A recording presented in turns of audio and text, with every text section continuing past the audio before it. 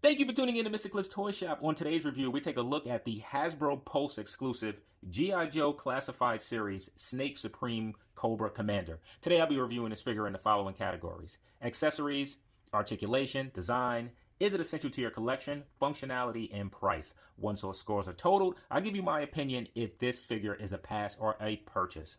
So I'm not a one for boxes, but Hasbro did a very nice job here, providing you with a slip cover. Once you remove that, you are left with another box that opens just like that, revealing Cobra Commander, and I have to say that this is pretty cool. So for accessories, I'm going to start with this piece. We get this beautiful cape, and if you can see, it's textured to mimic snake scales, and the Cobra emblems up top are painted gold. Flipping the cape on the inside is done in red, which also looks good. I'm really liking this cape here. So we get a few pieces for Cobra Commander to hold. Pretty cheesy. I'll probably do something to this. It's done in a decent metallic color. I don't know, something about it that just doesn't stand out as fancy. Then we get this globe here, which I really like. I would have liked this to have some more colors to bring out some of that detail. We receive two weapons. So a gold dagger. Again, the gold is painted decent enough. And then we get a pistol. And I really like how the paint shows on this pistol. I just don't care for the design of the pistol. And Cobra Commander comes with two pair of hands in total. So for Cobra Commander, there isn't much more you can ask for other than a unmasked head sculpt. So for overall accessories, I'm going to give the Commander a 9 out of 10. So for articulation, I'm going to leave the cape off, even though I don't believe that it will restrict the figure any. So he's able to look up that much, which is much more than I thought he would be able to look up. He's able to look down a lot less. I'm surprised at that. The head is able to rotate. You get some pivot, and it does shift forward and backwards.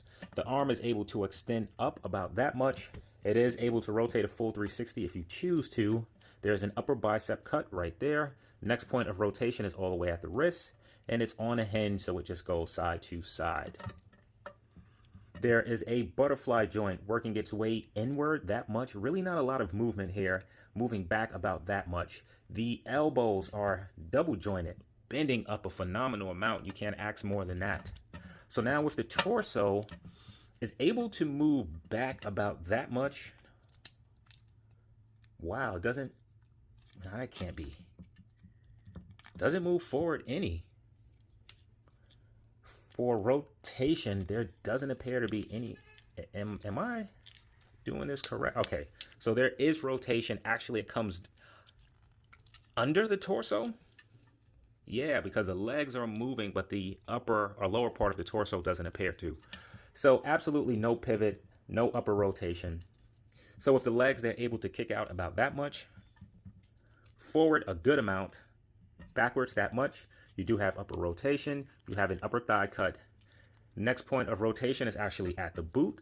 The foot is able to go way down. It's able to come up a great amount, and you get a good amount of pivot. The knees themselves are double jointed, bending way in. Man, so some surprises and some disappointment for articulation. The head is decent. The torso is a bit awful. The arms are phenomenal, and the legs are phenomenal. So for overall articulation, I'm going to give Cobra Commander a 7 out of 10. So for design, I felt like I really didn't have anything to compare this Cobra Commander to, as this image is not based off the cartoon, and I am not sure if this comes from some sort of comic. However, what I can compare it to is the image that is on the box. And if you look at the box and if you look at this figure, there are some major differences. This particular figure here, he's done with gold really throughout. If you look up at these parts, there's a lot of gold here. On what would be, I guess, parts to hold the cape in place, there's also gold, which I assure you is not there. Also, this has a lot of black in it, and it's a different red, more of a ruby. And then just continuing down here, we don't see this Cobra head piece, which I think would have looked phenomenal here. Here the buttons are red.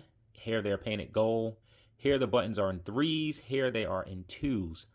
So this is vastly different from this one, and I would prefer to have this one this image looks a lot better than this figure here. So there are absolutely some misses, and I can continue to go on. This part here, if we call it an armor bit, you can see here that it's clearly gold. And then on the inside of it, there is some red. So not sure what took place with this. And here, the entire scabbard for the sword is gold up here, excuse me, while it has some red here.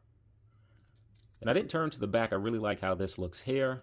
So now just looking at this figure compared to the box, I do feel a bit disappointed. I wish we would have gotten it to look more like this version here. This really looks phenomenal. And it almost makes me want these figures or this figure in complete soft goods. And just the last thing, even the shape of the helmet is a lot different here. So for overall design, I'm going to give this figure a 4 out of 10. I know that's a pretty low score, but the more I look at the box and compare it to the figure, there are just too many differences. If it was just paint, I think I could live with that, but there's a lot of difference in sculpting. So is this version of Cobra Commander essential to your collection? I think if you ask most people, the answer would be no. This is not our version of Cobra Commander, but it is Hasbro's version of Cobra Commander. So this is typically the only rendition of this character that we have in 6-inch scale, that sort of bump up things. Now we do have another version of Cobra Commander, which released earlier, kind of closer to some of his original colors that we know. So these figures, not as similar as I thought. I think I'm going to take this out of the package. I am. Hold on. Okay, here we are. So I'm not going to do a lot of comparison here, as I want to keep this video under 12 minutes. So there are just some differences here. This one has a strap. This one has the holster to the side. This one has a different cape. So I'm just going to leave it there. So the fact that you can pick up this version has to knock down this one being essential a little bit. However, the fact that it is an exclusive item, I feel it raises the value of it as far as being essential. Also, we have another version of Cobra Commander on its way with a lighter version of this blue. So as far as being essential to your collection, I would have given this figure a 6. However, being that it is an exclusive item, I decided to give it 2 additional points. So as far as being essential to your collection, I'm giving him an 8 out of 10. So as far as functionality, first thing that I want to talk about is the V shape. I hate these arms. If you can see it being shaped this way, it reminds me of Hot Toys. This is not a natural stance. So moving on to the cape has these flexible bands. You just drape over the hands like so. And the other hand like so. I'm stressing it a lot more than I want to. Okay.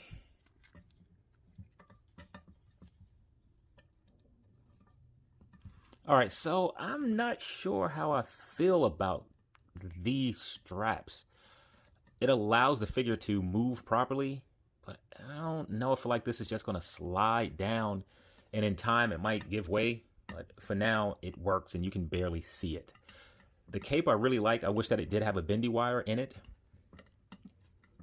All right, now let's test out some of his hands. So the hand here, I'm assuming, is the hand to hold the orb. Just gonna pop that right in. Okay, so you can get it to work. It's not a perfect fit. Let's try something first. Yeah, that's not a great fit. You can get it to work, however. Now with the scepter holding hand, I'm assuming that it goes here. And it's pretty soft, so I'm just going to push it through, which is definitely going to warp it. And he's able to hold it, so that works just fine. Now, is this a finger? Yeah, don't need that one. So this hand also works as the pistol holding hand as well, which really doesn't have a... Yeah, it looks like it has a trigger finger. So what am I talking about? And last but not least, we have the sword, which I'm going to use the base of it to sort of wedge in his hand. All right, come on, let's get this thing in. Let's move your thumb. Okay, so I had a hard time getting this to work. I ended up just pushing the entire blade from the bottom all the way up in the hand, and he's able to hold it. I think that's right. Yeah. We'll figure that out. And last but not least, let's just pop off this hand and replace it with wrong hand.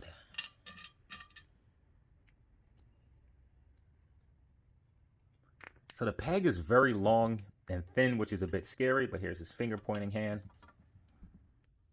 So his sword is able to fit inside, which I like, and his pistol was also able to fit inside the holster, which I also like. Now, what I wish is that we had another left hand to hold the scepter. I think that would have looked good while he was pointing, but that doesn't work. And for the stand test, he stands perfectly fine. So for functionality, we do have a few highs. The fact that all of his accessories, he are able to either place in areas where they are designated. He is either able to hold them in his hand. Now, what would have helped a lot if we would have gotten a few additional hands so that he can hold the scepter on either side or the globe on either side. The cape certainly would have benefited from a bendy wire. However, it is a lot better than having a plastic cape. Also, the butterfly joints are very limiting, not allowing him really to place his hands across his chest. So for functionality, I'm going to give the Commander a 7 out of 10. So now for pricing, this exclusive came in at $29.99. That's before taxes, that's before shipping. I have some sort of Hasbro special account, so I paid one price for shipping for the year. With tax, this came to about $33, $35 maybe. So now is he worth the price of admission? So let's see what he comes with. As far as accessories, we don't receive much more than what came with the original. The additional items that we get are the globe and the soft cape. Now, just counting the soft cape alone, if you were to purchase one from eBay, you're looking at either $20 or $25. And unlike the original figure, you are able to store both of his weapons on his side. So for pricing, I'm going to give this a 10 out of 10, which should give this figure an overall Cliff score of 45 out of 60. So now, is this a pass or a purchase? I don't feel that this is a need to have. Of course, for the collector that wants all the figures, they're going to want this particular one. But if you pass on this, you do have another version and another one that is coming out. So if it just came to me having this figure, I would say that it is a pass. However, given the soft capes, given that it's removable, and I also failed to mention the additional accessory that we get is the scepter as well as the holster to be able to hold the item, I'm going to say that this is a purchase. So let's back up the Commander for a moment. All right, let's slide him to the side, and let's bring this one in. And I think I like the red cape on this one maybe a little bit better. Let's throw in Cyborg from McFarlane, DC Multiverse. Let's add in another figure of the line. Come on, Destro. I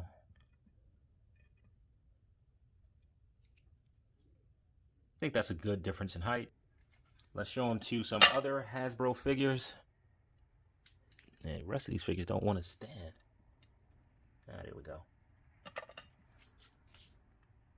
think the Power Rangers are too small, but we'll save that for another day. And we have him next to Marvel Legends Thunderbird. And the Legends are a little bit bigger than the Gi Joe figures. Can he stand? All right. So thank you for tuning in to Mr. Clip's Toy Shop. I hope to see you during the next review. I'm going to need another cape.